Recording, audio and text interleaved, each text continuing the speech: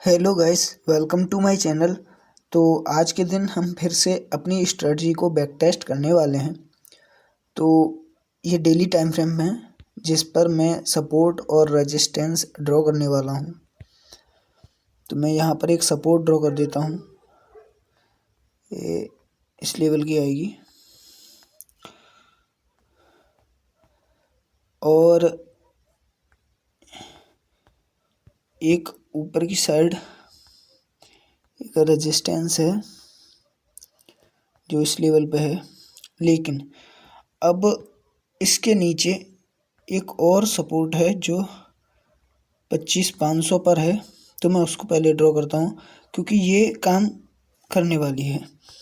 और बाकी मार्केट आज साइडवेज ही था, मूव तो किया मार्केट ने अच्छा, लेकिन डेली टाइम फ्रेम पर आपको खास मूव दिखाई नहीं दे रहा होगा क्योंकि मार्केट ने पहले पंप किया फिर डंप कर दिया। मैं 1 आवर टाइम फ्रेम पर स्विच करता हूँ।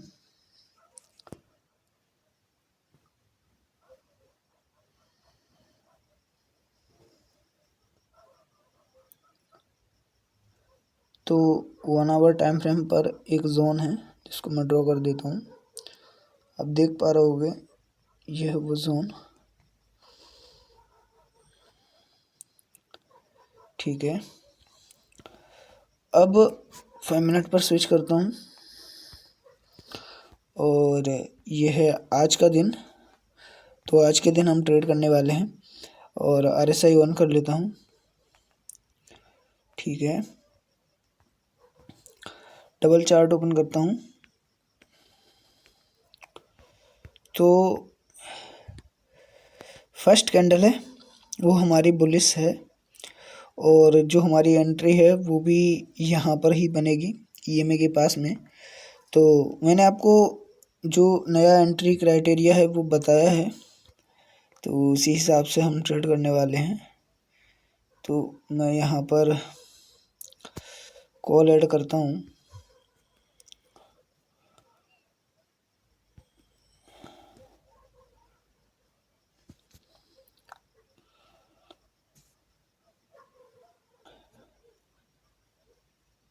तो ये मैंने कॉल ऐड कर लिया है और यहाँ पर मैं आपको समझाता हूँ। तो सबसे पहले क्या हुआ कि मार्केट ने जो फर्स्ट 5 मिनट की कैंडल है वो बुलिश बनाई। और अगर मैं स्टार्टिंग से लूँ तो जो फर्स्ट कैंडल है वो ये है। उसके बाद एक पॉज कैंडल बनाई मार्केट ने और 2 डोजी बनाने के बाद मार्केट ने अपसाइड मूव दिया।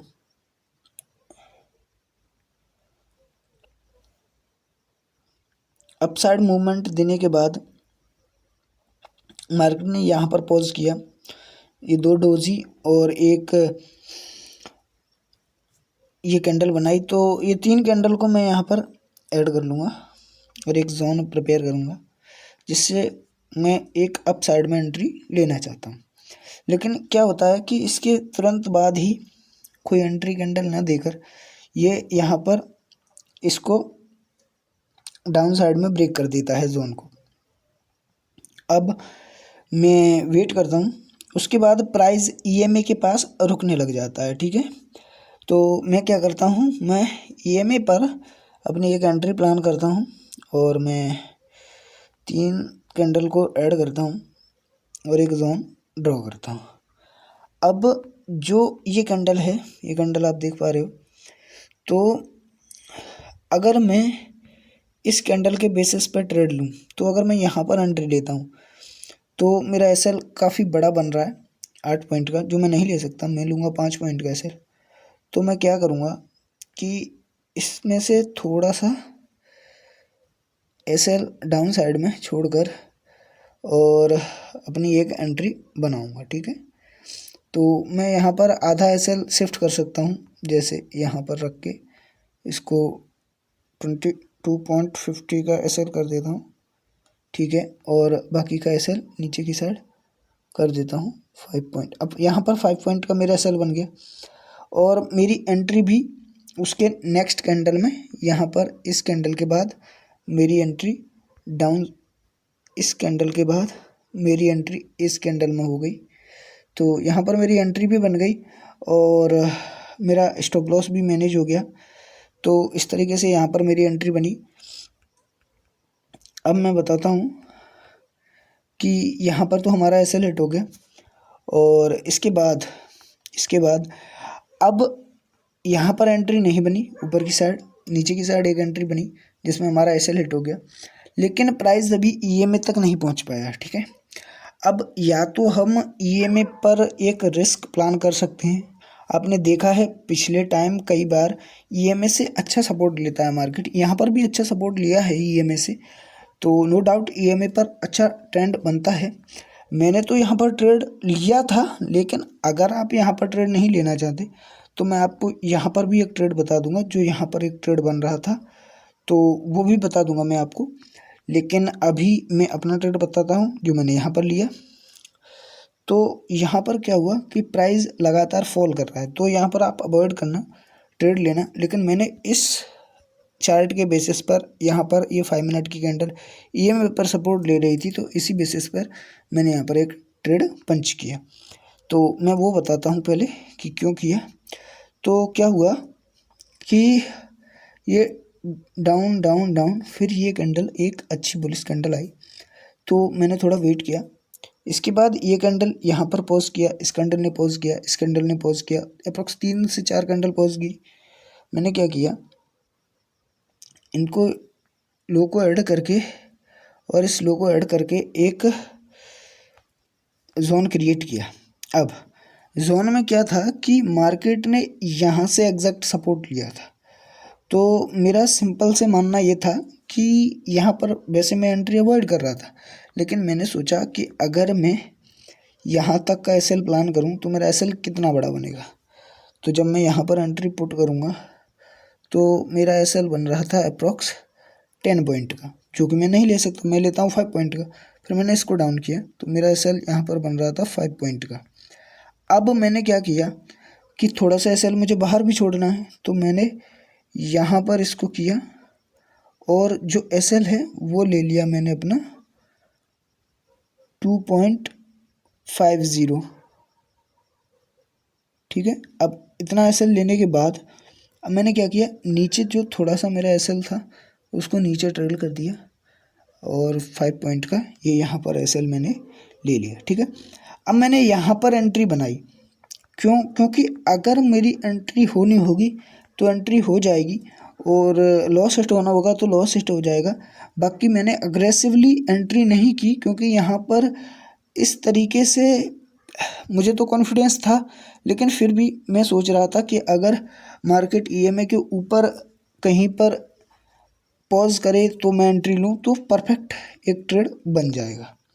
ठीक है, तो यहाँ से फिर अपना वो 25 पॉइंट का टारगेट अप्रॉक्स यहाँ तक डन हो गया। ठीक है, यहाँ तक 25 पॉइंट का टारगेट डन हो गया, यानी हमने एक लॉस लिया और एक में 25 पॉइंट का टारगेट आ गया।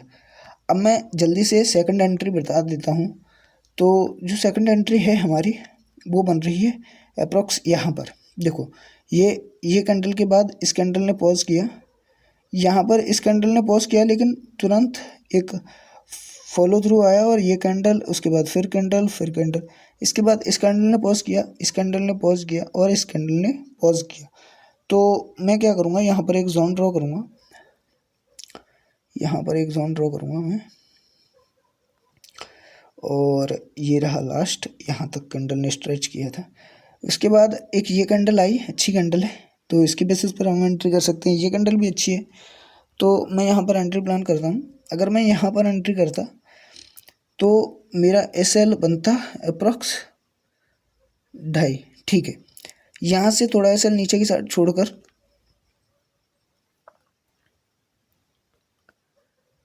तो या तो मैं इस तरीके से एंट्री लेता और मेरा टारगेट 25 पॉइंट का ये रहा, और मैंने यहाँ पर एंट्री सबमिट कर दी। यहाँ पर एंट्री जो प्राइस डाल के छोड़ दिया मैंने। तो इसके बाद मार्केट थोड़ा ऊपर गया और उसके बाद मेरा एंट्री हुआ और मुझे टारगेट मिल गया। अब मैं अग्रेसिवली भी एंट्री कर सकता था। मैं क्या करता, डायरेक्ट इस कैंडल पर एंट्री करता, एसएल अपना यहाँ तक आता और फिर भी मेरी एंट्री हो जाती और फिर भी मुझे टारगेट मिल जाता। अब अगर आप ये कहो कि अगर ये एंट्री हमसे मिस हो जाती फिर नेक्स्ट एंट्री, तो यहाँ पर भी एक नेक्स्ट एंट्री बन रही है। अगर तुम देखो तो ये जो कैंडल है इसके अंदर ये कैंडल है, ये कैंडल है, ये कैंडल है, तो मैं यहाँ पर एंट्री बना सकता था इसको यहाँ तक रख के। क्यों? क्योंकि मार्केट बहुत तेज़ी से मूव कर रहा है। आप देख पा रहे हो मार्केट और ईएमए का स्लोप किस तरीके से 45 यहाँ पर तो करीब 50 80 इस तरीके से स्लोप बन रहा है, तो अच्छा है। तो यहाँ पर हम अग्रेसिवली एंट्री कर सकते थे। इस कैंडल ये पॉज कैंडल है, इसके बाद हम एंट्री कर सकते थे। एनसेल अपना फिक्स कर सकते थे 5 पॉइंट का। एग्जिट अगर मूव स्टार्ट हुआ है जिस तरीके से मूव यहाँ पर स्टार्ट हुआ था, तो मार्केट थोड़ा ज़्यादा कंसोलिडेशन करता है। ये आपको टाइम के साथ क्लियर हो जाएगा। और बाकी उम्मीद करता हूँ आपको एंट्री समझ में आई होगी, और वीडियो समझ में आया हो तो वीडियो को लाइक करना और चैनल को सब्सक्राइब कर लेना।